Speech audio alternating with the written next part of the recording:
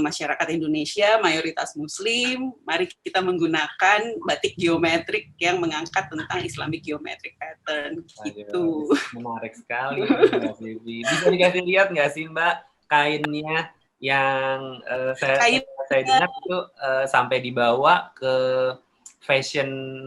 Indonesian Fashion Week, benar ya, Mbak ya?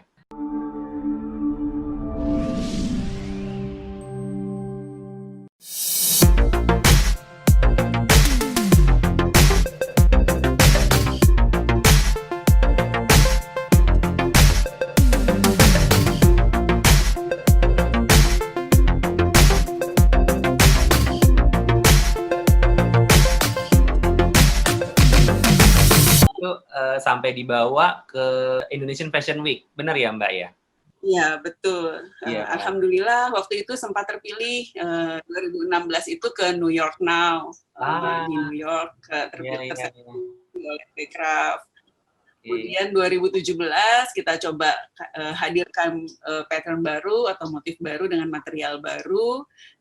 Ternyata terpilih lagi, alhamdulillah gitu. Jadi dibawa ke Milan, Salone del Mobile Milano di Italia tahun 2017. Dan perajinnya kan seneng ya gitu. Alhamdulillah kami jadi terbang bersama lah gitu. Jadi jika ada pemesanan, kami langsung juga order ke perajin tersebut gitu.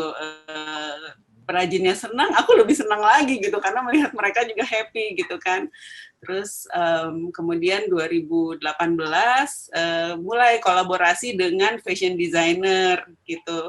Jadi membuat produk fashion, diimplementasikan ke fashion. Di Indonesia Fashion Week 2018. Kemudian 2019-nya juga mulai juga dengan fashion juga, dan kemudian sekarang aku sedang mencoba kolaborasi dengan perajin tenun di Silungkang. Gitu, kita coba membuat pattern Islamic geometrik di kain tenun gitu. Dan ini insya Allah akan dihadirkan nanti untuk Indonesia Fashion Week 2020 yang tertunda harusnya kemarin April. Kemudian diundur Oktober, ternyata masih belum memungkinkan. Insya Allah akan digelar di bulan Maret atau April tahun 2021. Gitu. Insya Allah, mudah-mudahan berhasil ya Mbak ya, dan bisa tampil di sana. Iya. Amin. Oke, Mbak Tevi, tapi gimana? Sekarang juga interiornya gimana? Bagaimana Mbak? Maaf, gimana? Ya, sekarang kita juga mulai juga membuat karena work from home, terus semuanya di rumah di masa pandemi ini, akhirnya, dan kami juga belum memungkinkan untuk ke desa lagi gitu. Perajin juga untuk buat pattern baru, kita belum bisa untuk ngajarin lagi langsung ke desa gitu kan. Akhirnya kami berpikir kita harus buat sesuatu yang baru gitu, dan nggak bisa stuck begitu aja dengan batik geometrik yang kita nggak bisa ngasih pattern baru nih ke perajinnya gitu. Akhirnya kita buat hijab seperti yang saya gunakan ini gitu. Kita buat dalam bentuk hijab, dan ada juga dalam bentuk produk lain, ada sajadah yang rencananya juga baru mau launching gitu. Oke, nanti kita lihat ya Mbak ya, bisa ditampilkan. Boleh. Iya, dengan senang hati. Nah terus mengenai aktivitas sebagai seorang interior designernya nih Mbak, bagaimana Mbak selama sekarang ini, bisa cerita nggak mungkin ya selama kita semua ini saya rasa mengalami ya interior designer dimanapun gitu ya. Nah kalau dari Mbak Silvi sendiri bagaimana nih Mbak, bisa sharing nggak Mbak ke kita? Ya. Alhamdulillah untuk pekerjaan interior masih ada yang kita kerjakan gitu, masih ada 1-2 proyek yang masih jalan gitu. Bersyukur masih ada rezeki dari situ gitu. Saat ini aku sedang mengerjakan rumah tinggal. Sudah mau serah terima sih, sudah mau selesai karena awal proyeknya udah sebelum ini ya gitu. Jadi alhamdulillah masih berjalan Mas Andri untuk interiornya. Gitu. Masih ya Mbak, alhamdulillah. Mudah-mudahan bisa terus berkembang dengan Islamic art-nya ya Mbak. Saya dengar juga Mbak Silvi ada buat semacam kursus, benar ya Mbak ya? Kursus iya. untuk Islamic art atau Islamic pattern, geometrik. Oke. Gimana Mbak, bisa diceritakan nggak Mbak itu mengenai course-nya, terus apa saja yang dipelajari, dan berapa lama course itu berlangsung? Iya.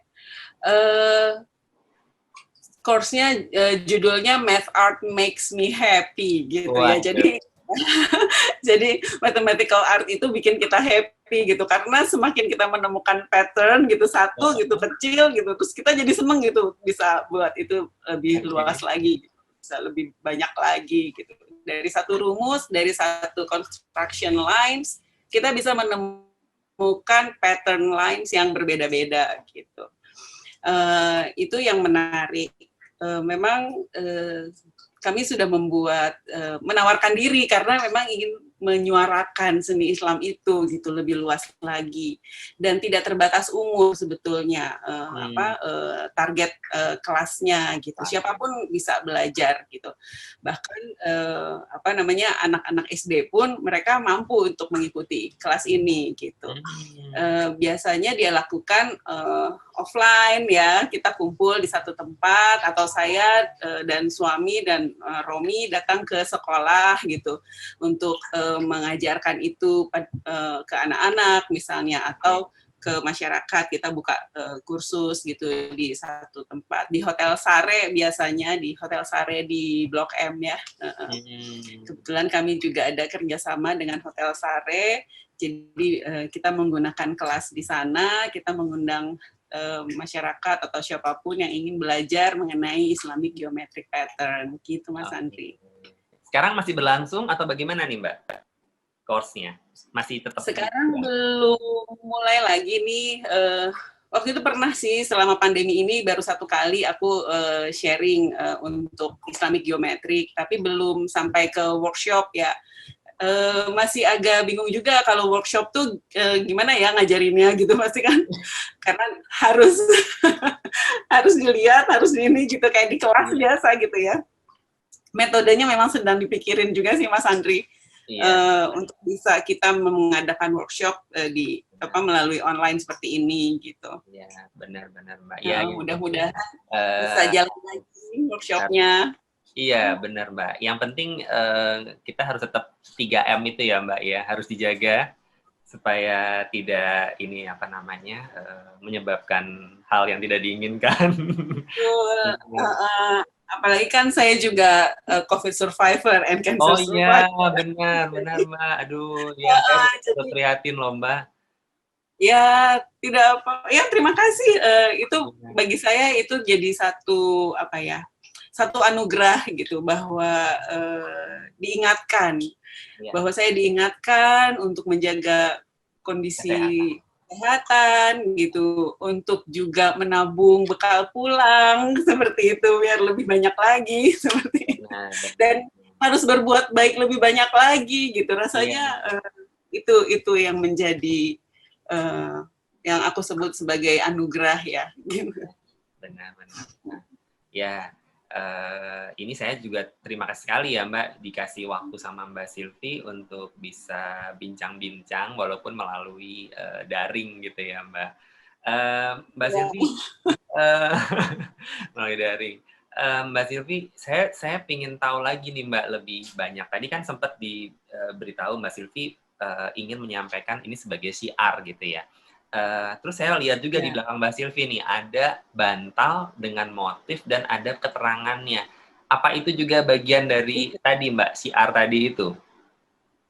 Iya, betul. Boleh aku ambil dulu ya? Boleh Mbak, boleh.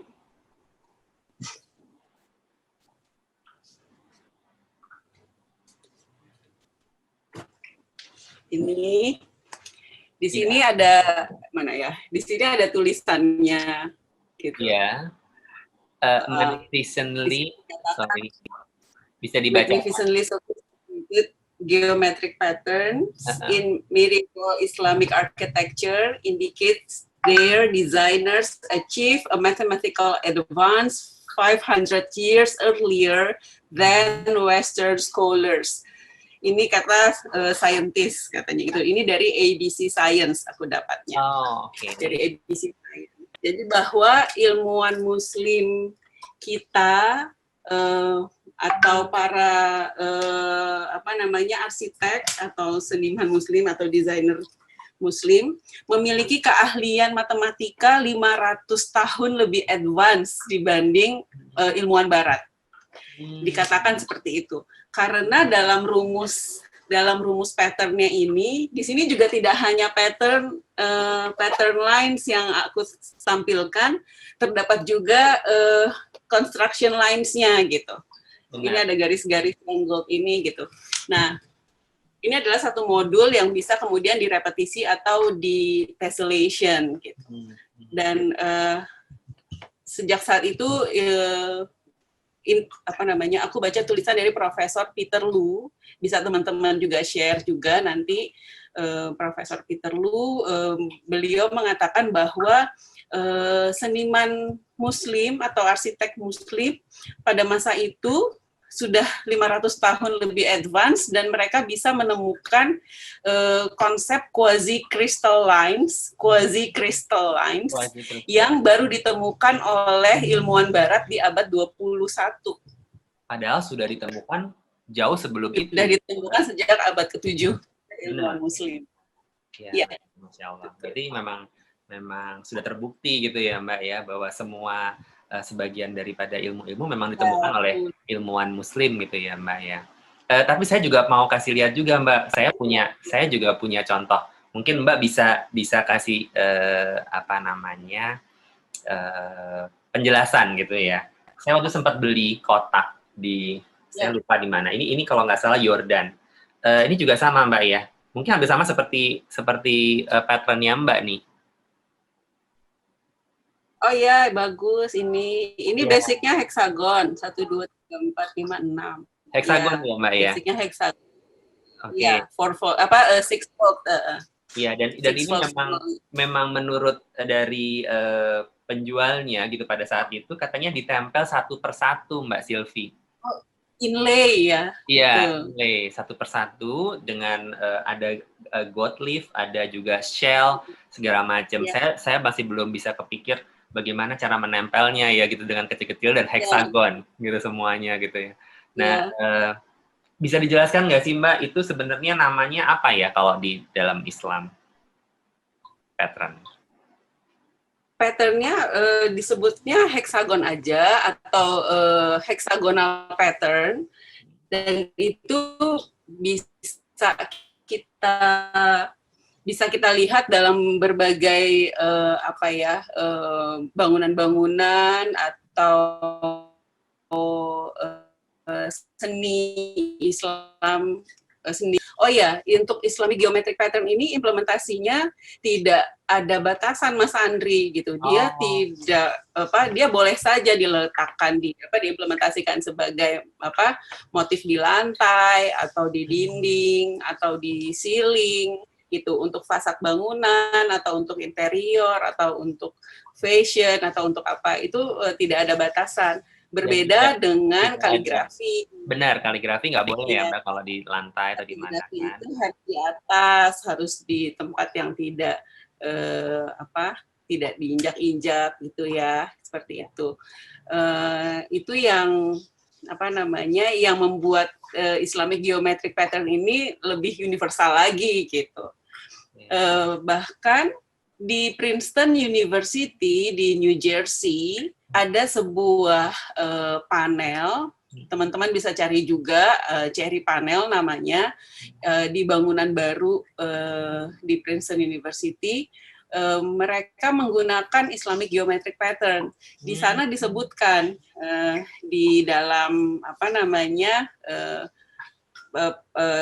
di bangunannya disebutkan bahwa pattern ini diambil dari Islamic heritage sebagai apresiasi terhadap ilmu pengetahuan dan matematika gitu.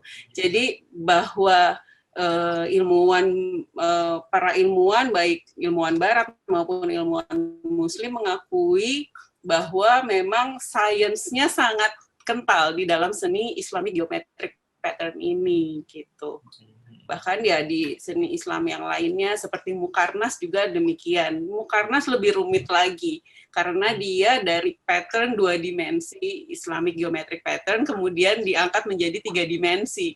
Makanya bisa membuat relung-relung rumah tawon itu gitu. Dan perhitungannya juga lebih rumit gitu. Benar.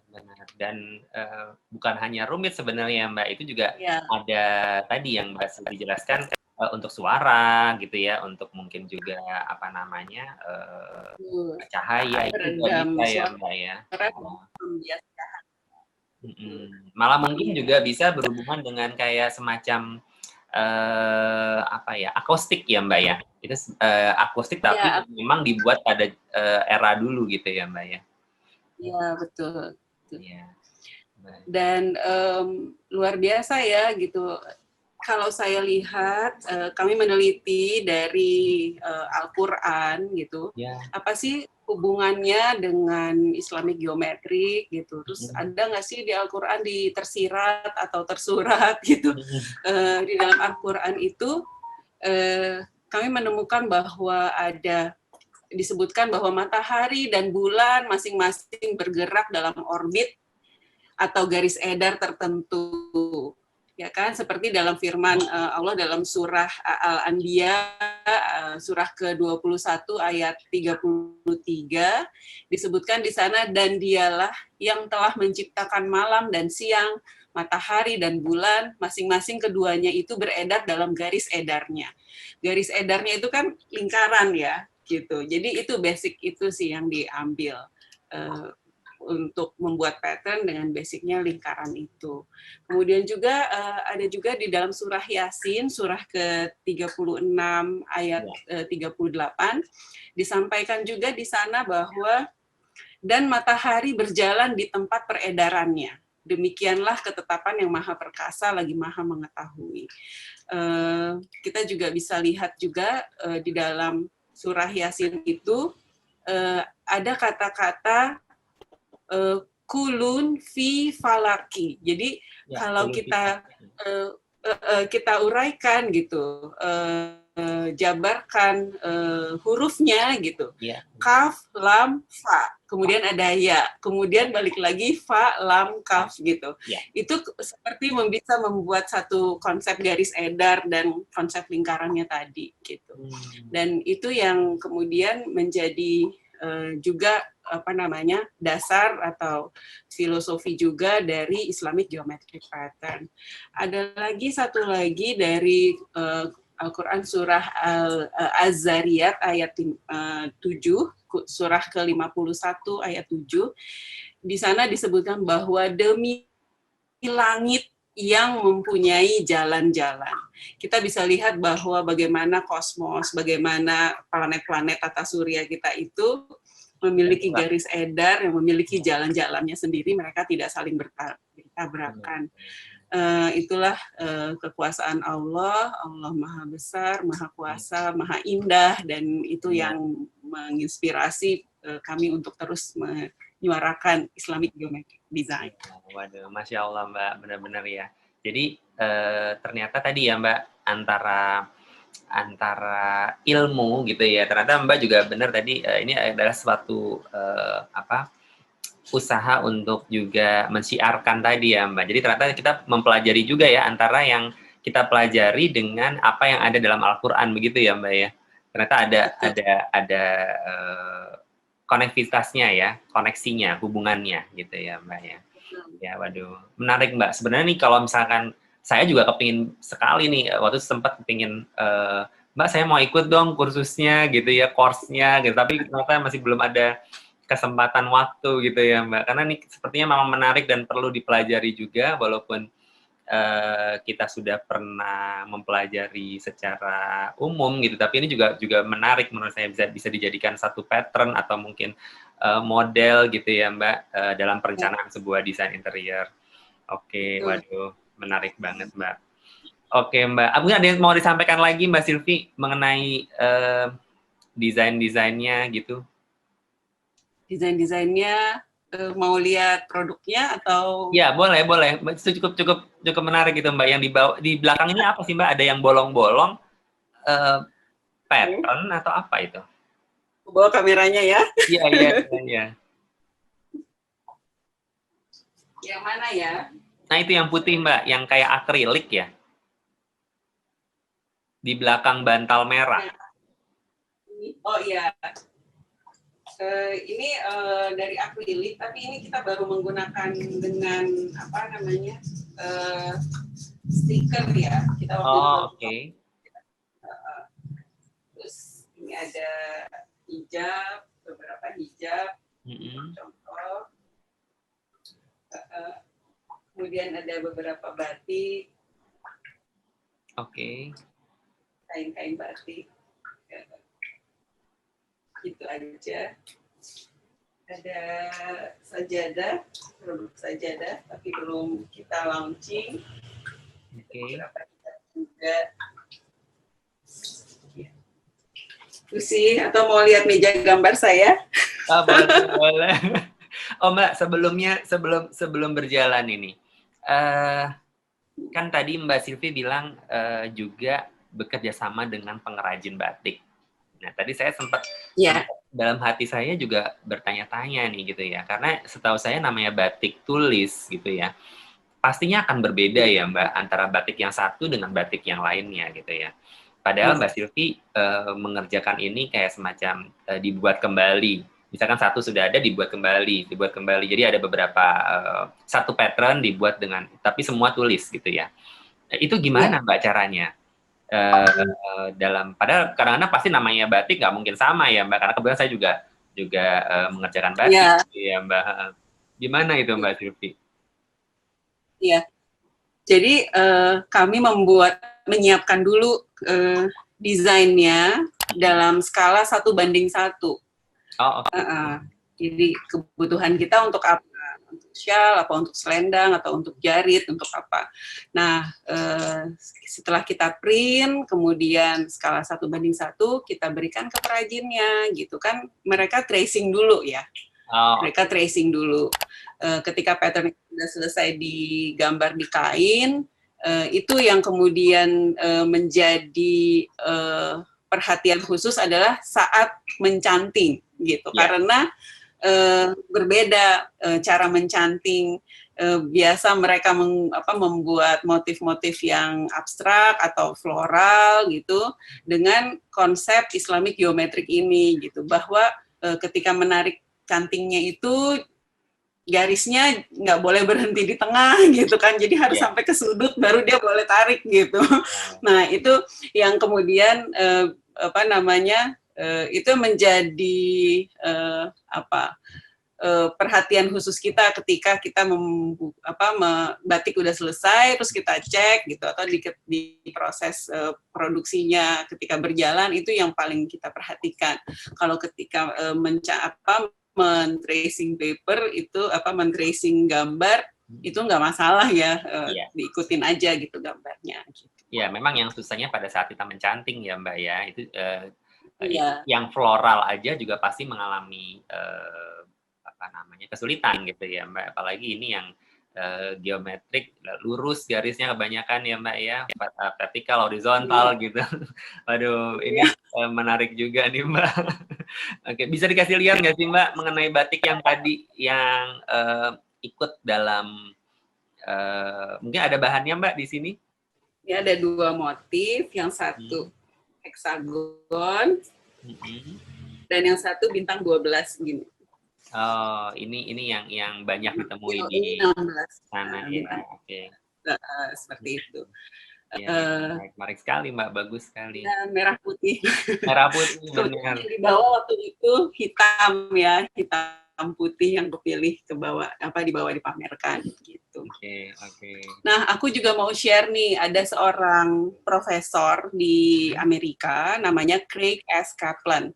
Dia ini menulis dalam disertasinya berjudul Computer Graphics and Geometric Ornamental Design. Ini tahun 2002 beliau membuat disertasi untuk melakukan analisa pembuatan pola geometrik keislaman atau pola Islamic Geometric Pattern. Sampai sebegitunya loh gitu, ilmuwan Barat sangat tertarik dengan Islamic Geometric Pattern gitu.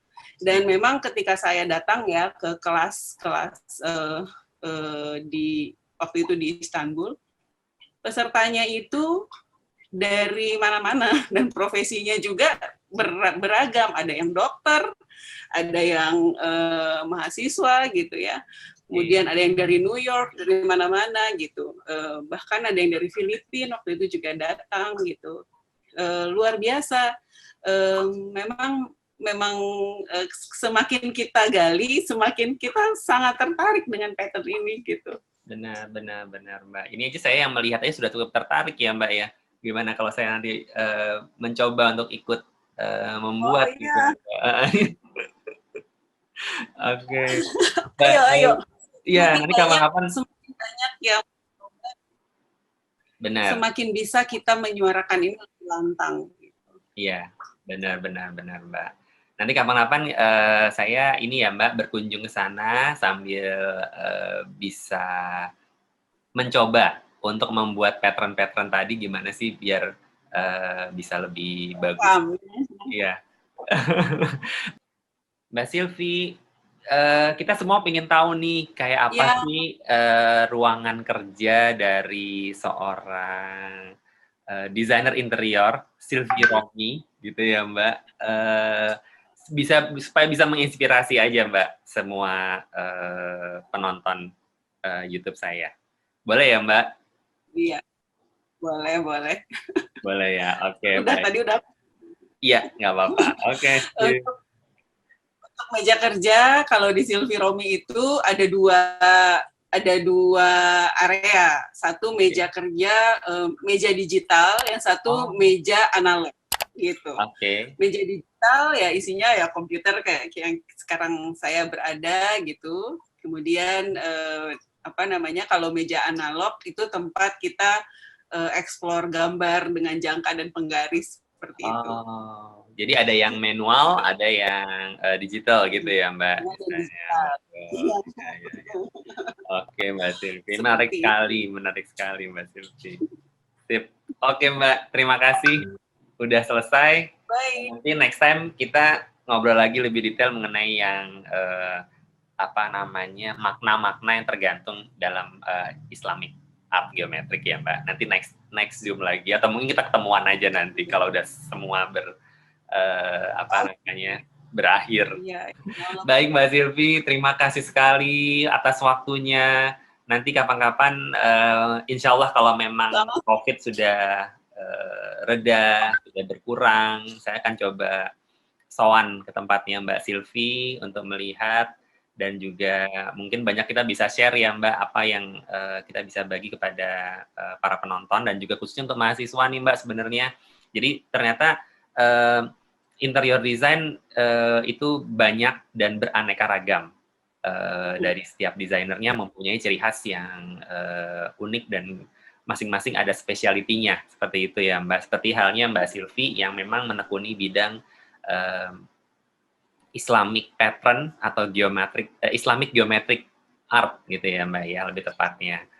Oke, baik Mbak Silvi, terima kasih sekali lagi. Mudah-mudahan sukses terus juga dengan karya-karyanya ya Mbak. Saya tunggu untuk yang mungkin nanti di Indonesian Fashion Week atau saya nggak tahu yang di luar negeri juga mungkin. Ini semoga makin sukses, makin banyak membuat karya-karya Islamic geometric art. Terima kasih Mbak. Assalamualaikum. Terima kasih juga Mas Andi. Waalaikumsalam warahmatullahi wabarakatuh.